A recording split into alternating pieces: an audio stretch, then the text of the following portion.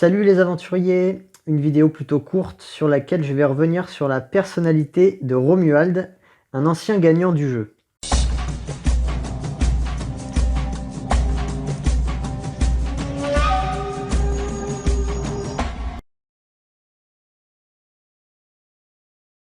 Je fais cette vidéo parce que Romuald est un gagnant, donc il fait partie des statistiques de ma vidéo sur les gagnants du jeu. Le problème, c'est qu'il y a un mistype dessus, il est placé en 3, alors que c'est très probablement un 7. Je fais cette vidéo pour corriger ça. J'espère que cela vous intéressera, hein, malgré le fait que ce soit un vieux candidat des années 2000. Ça restait un bon candidat, qui plus est intéressant à analyser. En plus, il a failli participer à la saison anniversaire, hein, donc qui sait, peut-être qu'il reviendra dans un prochain All-Stars. Dans cette vidéo, je vais défendre l'hypothèse 7 alpha, sachant qu'il existe aussi des arguments pour le 9 alpha dont je vais parler à la fin de la vidéo. Donc, Romuald a fait la saison 4, à l'archipel de Las Perlas, au Panama, et le retour des héros au Brésil en 2008. Le 7 est piloté par l'évitement de la souffrance, et c'est mentalement qu'il évacue toute souffrance potentielle. Première conséquence, le 7 est optimiste. Pour lui, d'abord, mais pour les autres aussi. Dès l'épisode 1 de la saison 4, Romuald se distingue par son optimisme. « Non, mais je vais trouver, t'inquiète », donc en cherchant l'eau. Et narcissisme oblige, Romuald rationalise en disant que c'est la faute à pas de chance pour justifier le fait qu'il n'a pas trouvé l'eau. Dès le premier conseil, il est sur la sellette. Guillaume lui demande s'il a peur de sortir et il répond « Oh bah non, je suis confiant ». Épisode 6, il dit que « J'ai toujours eu de la chance depuis tout le temps, donc même dans mes malheurs ». Il pense également que les gens ne vont pas voter contre moi parce que je suis con. Enfin, il pense assez rarement que les gens vont voter contre lui, d'une manière générale. Ou encore dans le retour des héros, dans la finale, c'est Jade qui fait le choix, qui choisit donc Romuald. Jade s'en veut et Romuald lui dit « Mais non, t'inquiète pas, elle va voter pour toi, Jade, mais si, ça reste ta copine. » Donc en parlant de Philomène. Ensuite, deuxième conséquence, il aime bien le 7 bâtir des plans pour rendre le futur plaisant. Pour le rendre agréable, le 7 peut compter sur sa fixation de planification échappatoire. Il suffit de bien penser pour être heureux. Épisode 4 de la saison 4, sur Raphaël. Peut-être que dans des jeux qu'on aura bientôt, il sera complètement à la ramasse, et je l'espère d'ailleurs, comme ça je passerai un peu au-dessus. À l'épisode 6. Je vous montre ce qu'on va faire comme Corée demain. Et j'avais pensé en cri de guerre, quand on gagne une épreuve d'immunité, je voulais faire un truc comme ça. Épisode 7, en parlant de l'épreuve de confort des bambous, la dernière épreuve de confort en équipe. Je veux le faire, je le sens bien. Donc c'était un duel entre deux candidats. À l'épisode 11, il y va parler à Raphaël juste avant le conseil. Fais en sorte qu'il y ait la majorité, parce que je veux pas qu'il y ait d'égalité. Autrement, j'aurais l'air con. Romuald, tu as l'immunité, tu choisis. Alors j'ai trouvé cette phrase surprenante. À l'époque, en cas d'égalité, Romuald semble croire que c'est l'immunisé qui tranche. Il avait donc pas prévu la règle du tirage au sort, ou alors les candidats n'étaient pas au courant, je sais pas. C'est bizarre comme réflexion. Et cette citation pourrait aussi laisser deviner une L6, car c'est la peur et la suspicion qui activent sa planification. À l'épisode 4, probablement, je l'ai vu en flashback pendant la finale, il va chercher le message de l'épreuve d'immunité, et au lieu de le lire, réellement ce qu'il y a écrit, il va dire « Dans la vie, le style est important. Rendez-vous pour une partouze géante. » Alors, on rappelle que le 7 s'amuse avant tout mentalement. C'est le fait d'imaginer qui lui procure du plaisir. Si ça se concrétise pas, c'est pas grave. Et souvent, de ne pas concrétiser les choses, c'est une bonne manière d'éviter la souffrance, puisque la réalité est toujours moins bien que l'idéal. Et c'est dans la réalisation qu'interviennent les contrariétés. Ensuite, dernier exemple, dans le retour des héros à l'épisode 2. Quand j'y suis allé, il parle de la chasse aux caïmans, j'ai dit putain, si on attrape quelque chose, on va être les rois. Enfin aussi, après son élimination à la saison 4, il déclare « Je me serais fixé un objectif de gagner, c'est sûr, je tomberais de haut. Mais vu ce que je m'étais fixé à la base, je suis très content d'être arrivé jusque-là. » Est-ce que c'est pour éviter la souffrance de manquer son objectif qu'il ne s'en est pas fixé? Si la réponse est oui, c'est encore un exemple de fixation du 7.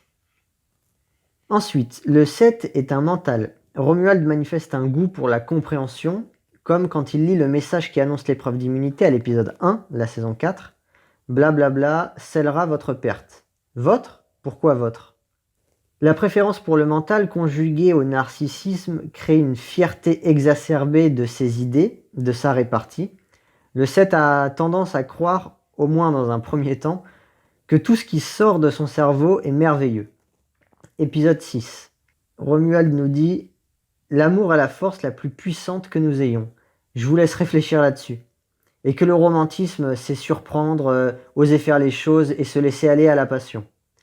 Voilà, on décèle un peu d'intempérance, il n'arrive pas à s'arrêter, il a d'autres idées qui lui arrivent au fur et à mesure qu'il est en train de parler. Et en plus, il se kiffe, il est très fier de lui en rajoutant « Oh, elle est belle celle-là !» Épisode 6 toujours, au conseil, il va dire à Denis « C'est plus facile de retrouver un corps que de créer un corps. Je vous laisse réfléchir là-dessus. » Sa phrase préférée dans la saison 4. À l'épisode 7, il rentre tout fier sur le camp jaune car il a écrit le nom d'un rouge sur le bulletin de pénalité des ambassadeurs. Donc en quelque sorte, il a réussi une épreuve mentale où il fallait être malin. À l'épisode 12, il se compare à Giroud, comme un célèbre entraîneur de foot qui tous les ans joue le maintien, pourtant il a le potentiel d'aller en Coupe d'Europe. Bah moi je suis un peu pareil. Les fameuses métaphores dont les 7 raffolent. Bon, à cette époque, en 2004, la JOCR était encore en Ligue 1. Le 7 est tourné vers l'intérieur et son mental est au service de lui. Il pense d'abord à son bien-être. À l'épisode 1, il nous dit « J'ai pas envie d'en faire plus, j'ai envie de rester vraiment moi-même. Si j'ai pas envie de faire ceci, je le ferai pas. J'ai pas envie de me prendre la tête. » Et à l'épisode 12, toujours de la saison 4, Linda disait « C'est quand même quelqu'un d'égoïste, Romuald. Il a pu le prouver à certains, je trouve, à tous les épisodes. » Romu fuit donc d'abord sa propre souffrance. On voit dans la citation suivante de l'épisode 10 le mélange entre la perception du futur et la souffrance. « Je suis content de manger. Il reste combien là? 6? 7? 7 jours? Oh, putain. » Pour éviter la souffrance, en plus de sa fixation, le 7 pense qu'il lui en faut plus. C'est la passion d'intempérance. Et généralement, les 7 étant des bons vivants, l'intempérance prend la forme de gloutonnerie. À l'épisode 7, il va dire « Ce qui me manque le plus, c'est les nounours. Au chocolat, là, avec la gélatine à l'intérieur. » À l'épisode 7, aux ambassadeurs, Denis qui décrit la scène. Romuald est visiblement plus sensible à la présence d'une coupelle de fruits frais qu'à l'enjeu de la négociation. À l'épisode 11, il est choisi par Alban pour partager un confort où il y a à manger. Il va dire « Ah, par contre, il n'y a plus de moutarde. C'est ça qui est dommage. » Il voudrait plus de moutarde. Et à l'épisode 13, donc c'est la finale, Denis le décrit en disant « Tous sont habitués à voir ce grand gaillard désœuvré rôder autour de la marmite. » L'intempérance est présente également dans son attitude. Pour être sûr de rendre la situation joyeuse, il aime jouer la comédie. Comme à l'épisode 2 du Retour des héros, il ramène un petit poisson, il va mimer quelqu'un d'épuisé et rajouter « Ah, j'en ai chié !» Sous-entendu, j'en ai chié pour l'attraper. Il en fait trop et naturellement, l'intempérance agace les autres. Associé à la joie, ça crée une image d'immaturité. Souvent, le mental du 7, comme il est basé sur l'amusement, il est enfantin. C'est pour ça qu'il y a pas mal de 7 qui paraissent idiots. Le mental utilisé vers l'extérieur fonctionne nettement moins bien. À moins d'avoir une L6, le 7 ne réfléchit pas vraiment. Il faut comprendre le 7 comme quelqu'un qui a plein d'idées dans le crâne et qui ne réfléchit même pas en fait à la faisabilité de ses idées. Déjà, comme on l'a dit, c'est l'idée en elle-même qui est stylée, pas le fait qu'elle soit faisable. Et deuxio, le 7 est pressé de vivre cette magnifique vie remplie de bonheur qui l'attend. De toute façon, ça va bien se passer. Donc il préfère foncer. Et s'il est de variante alpha, il est même impulsif. Au cas où vous auriez du mal à différencier le mental vers l'intérieur et le mental vers l'extérieur, voici une illustration de chaque capacité. Mental vers l'intérieur, on va prendre un petit garçon de 4 ans qui s'imagine aller sauter dans la flaque d'eau d'à côté, en se disant ça doit être cool de faire ça. Et un exemple de mental vers l'extérieur, Prenons encore un petit garçon de 4 ans qui observe un avion passer dans le ciel et qui va nous demander pourquoi ça vole un avion. Ah, donc là, il y a un lien en fait au fait d'acquérir une connaissance, de comprendre et de réfléchir sur ce qui se passe. Voilà, j'espère que cet exemple peut vous aider à faire la distinction. Bref, donc indirectement, les reproches des autres sont des exemples en creux d'intempérance. À l'épisode 7, on a Odile qui dit qu'il a rien dans la tête, et Raphaël surenchérit en disant que c'était pas à lui d'être ambassadeur, c'est une quiche. À l'épisode 13, Denis, qui résume souvent très bien les situations, dit « Sa bonne humeur, ses gaffes, ses bons mots auront mis dans l'aventure la fantaisie indispensable dans l'austère survie. » Donc ainsi, Denis, en parlant de Romuald, nous résume le style de jeu de l'énéatype 7, divertissant. Dans le retour des héros, on trouve une posture stratégique dispersée qui fait penser encore à l'énéatype 7. À l'épisode 8, Denis s'exclame « Tout s'éclaire, Romuald a joué double jeu. Il a dit aux filles que Tony voulait les évincer. » Pour la variante, son centre instinctif n'est pas réprimé. Il est moniteur de fitness. Alors ça en soi, hein, c'est pas pour ça qu'il réprime pas l'instinctif. Mais souvent les profs dans les salles de sport aiment se dépenser. Et ça se voit chez Romuald. Sur le camp notamment, il n'hésite pas à bouger ou à danser. Dans son portrait, il se déclare avec de l'énergie à revendre et dit « Je réfléchis pas assez des fois et réagis au quart de tour. Trop foufou. » Voilà, un bon 7 alpha. Le trop foufou sous-entend même encore la passion d'intempérance. Ensuite, de toute évidence, son centre émotionnel est réprimé, hein, il manque de vocabulaire émotionnel. Il ne trouve généralement rien de mieux que bizarre pour décrire son vécu intérieur. Saison 4 à l'épisode 3. Je suis triste quand même de quitter Guillaume parce que Guillaume et moi, on était bien soudés. Hein. Ah, ça fait bizarre. Hein. À l'épisode 12, après l'élimination d'Alban, ah, ça fait drôle. Hein. Et à l'épisode 13, après l'épreuve d'orientation, arrivé dernier, là, ça fait bizarre. Hein. Mais bon, j'accepte complètement la défaite. Je suis pas mauvais joueur. Ils l'ont mérité et je suis content pour eux. Par défaut, je dirais qu'il a une L6. Il ne réagit jamais excessivement et n'a jamais mentionné une volonté de vengeance pendant ces 2 saisons. Son aile semble petite malgré tout car ça n'altère pas beaucoup son optimisme. J'ai noté ceci à l'épisode 3 de la saison 4. J'ai l'impression qu'elle doit beaucoup calculer et qu'elle est presque peut-être manipulatrice, dit-il en parlant d'une candidate qui s'appelait Nathalie. À l'épisode 7 du Retour des héros, il y a eu une grosse tempête pendant une nuit et il va dire qu'il y a eu un vent incroyable. Je me suis dit que la toiture va partir. Ou encore, il y a les citations que j'ai citées au début de la vidéo quand il lit le message à l'épisode 1. Blablabla, scellera votre perte. Votre? Pourquoi votre? Il essaye de comprendre, donc c'est une utilisation qui est un peu plus extérieure, hein, du centre mental. Voilà pour le gagnant du Retour des héros. Comme j'ai dit, on pourrait hésiter en fait avec le 9 alpha, car il est décrit comme ayant une nonchalance et un goût prononcé pour la sieste par Denis dans la saison 4. Et après, c'est surtout dans le Retour des héros en fait, où il ressemble vraiment à un 9 par ses je sais pas. Donc il y a la paresse de soi qui est visible. Son positionnement et son discours qui est flou dans les alliances.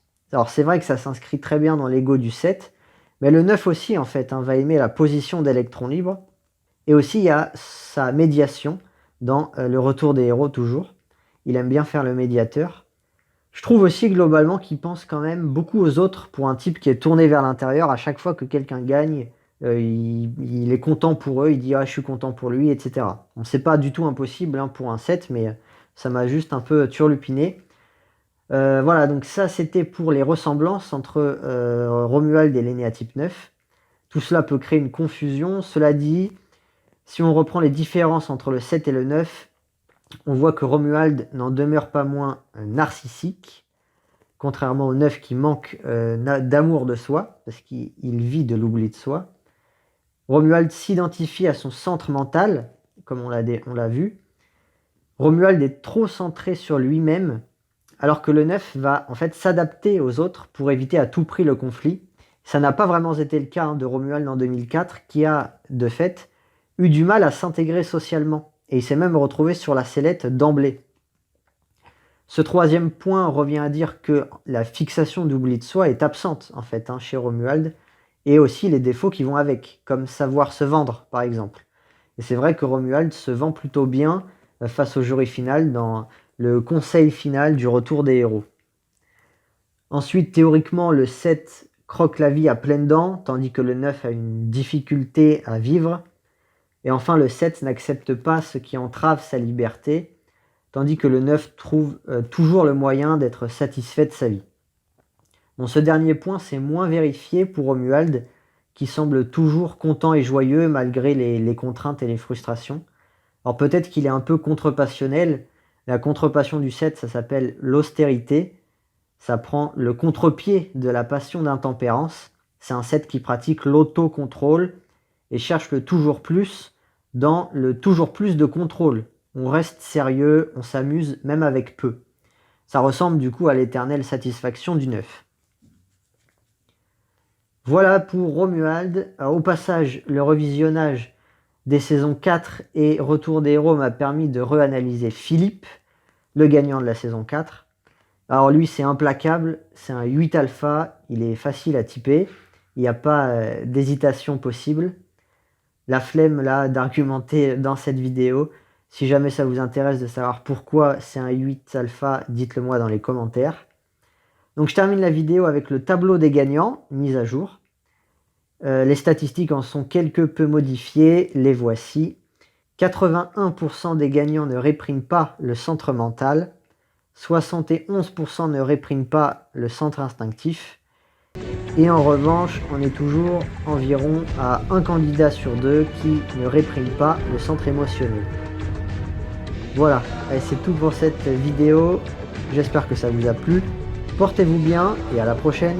Matane.